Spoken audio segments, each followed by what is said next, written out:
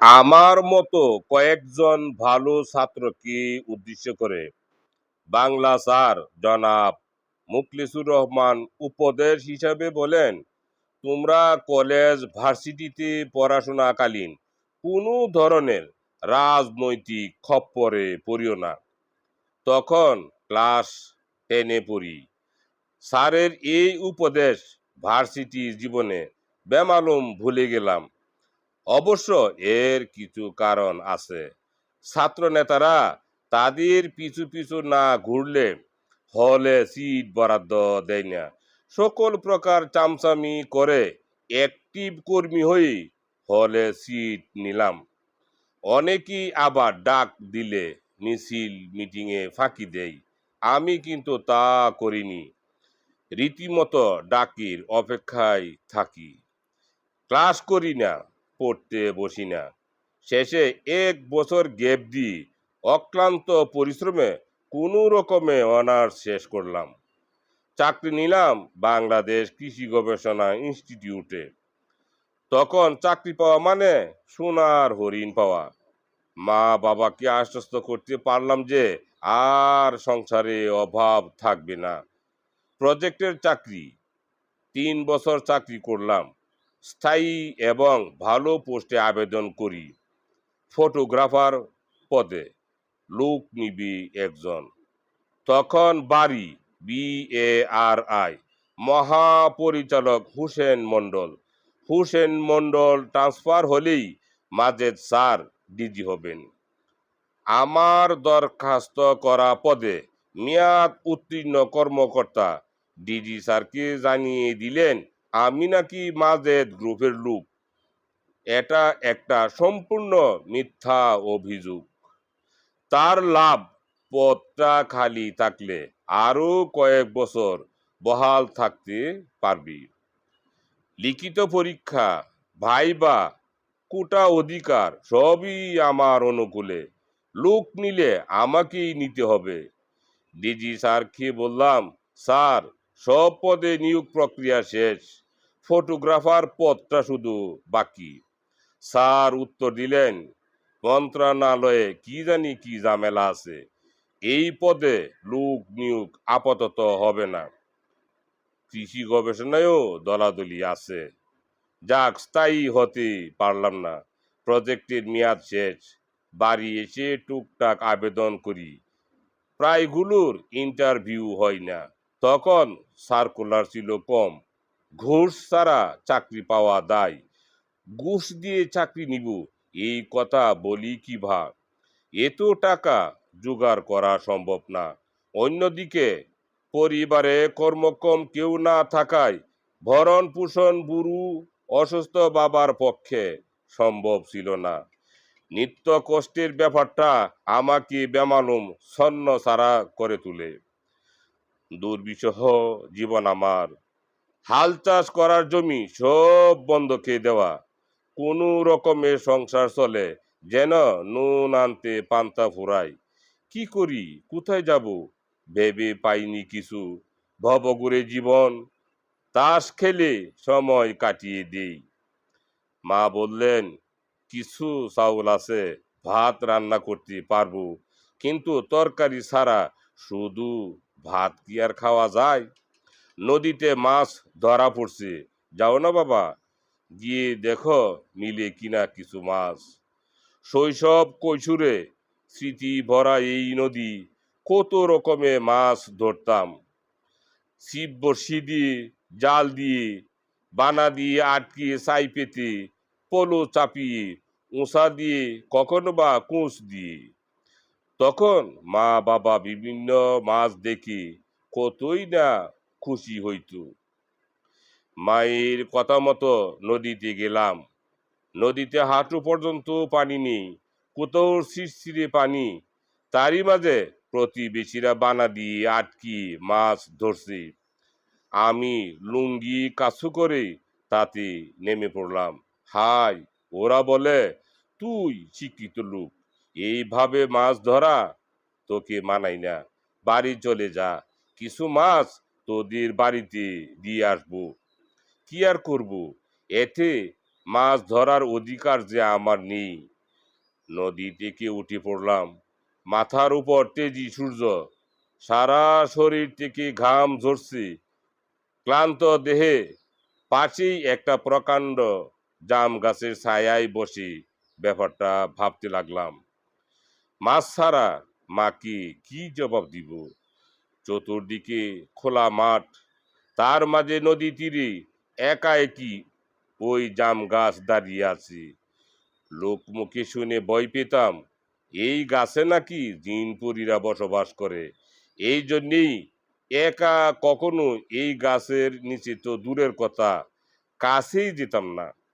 অনেকেই নাকি দেখেছে, কিন্তু আমি দেখিনি। পরীরা দেখতে খুবই সুন্দর, মায়াবিনী। আমিও হ্যান্ডসাম যুবক। এদের সাক্ষাৎ পাওয়া আমার বড় ইচ্ছে। কেননা আপন করে নম্রভাবে কিছু চাইলে তা নাকি তারা পূরণ করে দেয়। যৌবনে পা দিয়ে অতি ভোরে আজানের সময়, বড্ড দুপুরে, সন্ধ্যায় কিংবা রাত দুপুরে একা একই গিয়েও জিনপুরি দেখার সুযোগ ভাগ্যে জুটিনি। তবুও ভয়ের ব্যাপারটা মনে মনে বাজে। কিন্তু শৈশবে প্রখর রৌদ্রে গরু ছাগলের জন্য ঘাস কেটে ক্লান্ত হলে এই গাছের নিচে আমরা রেস্ট নিতাম। কি বাতাস! ক্ষণিকেই ঘুম এসে যেত। আজও তার ব্যতিক্রম হলো না। পরী দেখার বাসনা পূর্ণ হলো, কিন্তু সেটা কিভাবে? তাহলে শুনুন বিস্তারিত। একটা তারা খসে পৃথিবীর দিকে ধেয়ে আসছে। আসলে এটি হলো এক ধরনের জ্যোতিষ্ক উল্কাপিণ্ড। পৃথিবীর টানে ভারসাম্য হারিয়ে ফেলে। ফলে মহাকাশ থেকে ছুটে এসে যখন বায়ুমণ্ডলে প্রবেশ করে, তখন ধূলিকণা গ্যাস বায়ুর সাথে প্রচণ্ড ঘর্ষণে জ্বলে উঠে এবং ফুরে ছাই হয়ে আকাশেই বিলীন হয়ে যায়। কিছুক্ষণ পর আর দেখা যায় না। মাঝে মধ্যে একটা দুইটার অবশেষ টুকরো পৃথিবীতে আছড়ে পড়তে দেখা যায়। কিন্তু আমি যেটা দেখছি সেটা সেই রকম না। আসছে তো আসছেই। অনেকক্ষণ একটানা তাকানোর কারণে চোখে পানি এসে গেছে। লুঙ্গির মাথা দিয়ে মুছতে লাগলাম চোখ দুটো। চোখ খুলতেই দেখি ঝাপটা আমার পাশে দাঁড়িয়ে পড়লো।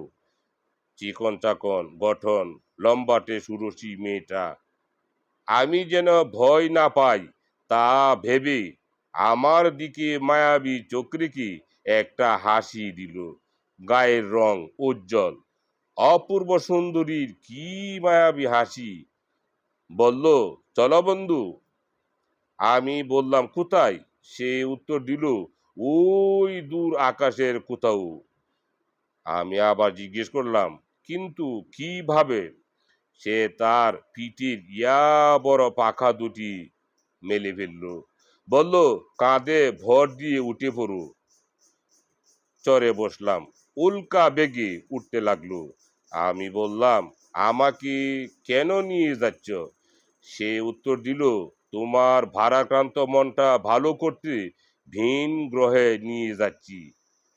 তখনও পৃথিবীর সবকিছু অবলোকন করতে পারছি, কিন্তু যখন মেঘের উপর দিয়ে যেতে লাগলো, তখন আর পৃথিবীর কিছুই দেখতে পাচ্ছি না।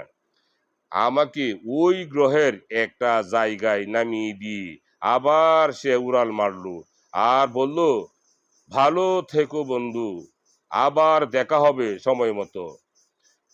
এখন তো আমি একা, কোথায় যাব? ঘুরতে লাগলাম যেদিক মন চাই। দেখি কয়েকটা প্রাণী আমার দিকে আসছে। এসেই আমার পরিধানের কাপড়গুলো বদলিয়ে তা আগুন দিয়ে ফুরিয়ে ফেললো। আমার দেহে যেন কোনো রকম জীবাণু না থাকে সেই ব্যবস্থা করলো। তারপর নিয়ে গেল তাদের ক্যাম্পে, খাইতে দিল। আহা, কি মজা! আমি তাদের থেকে একটু স্বতন্ত্র। তাদের মাথায় চারদিকে চারটা দূরবীনের মতো চোখ, কান দুটি তবে কয়েক হাজার মাইল দূরে শব্দ শুনতে পাই। ইংরেজিতে মিনমিন করে আওয়াজ করে। ঘ্রাণ শক্তি প্রখর। মাথার সাইজ বড়, বুদ্ধিদীপ্ত, বোধ হয় মগজ অনেক বড়সড়, বিজ্ঞান ভিত্তিক চিন্তা ভাবনা, আর সব আমার মতোই। ওই দেশে রোগ জীবাণু নেই, তাদের জীবনকাল কয়েক হাজার বছর। চেষ্টা করছি অনন্তকাল বাঁচার জন্যে। জীবন যাপন আমাদের মতোই, বিয়ে প্রথা আছে, পরিবার আছে, রাজনৈতিক কর্মকাণ্ড আছে, সরকার আছে। নাই চুরি ডাকাতি, নারী ধর্ষণ, জোর জুলুম। সবাই নিজ নিজ দায়িত্ব পালনে সচেষ্ট। বিভিন্ন রকমের ধর্ম, তবে ধর্ম নিয়ে বাড়াবাড়ি নেই। সবাই রীতিনীতির প্রশ্নে অটল। এক যুবতী মেয়ে একা রাত 11টায় বাড়ির উদ্দেশ্যে পথ অতিক্রম করে চলছে। জানতে পারলাম পুরুষের মতোই নারীরা চলাচল করে, কোনো প্রকার যায় ঝামেলা পোহাতে হয় না। এক পথচারীর থলে থেকে মূল্যবান একখানা সোনার হার পড়ে গেল।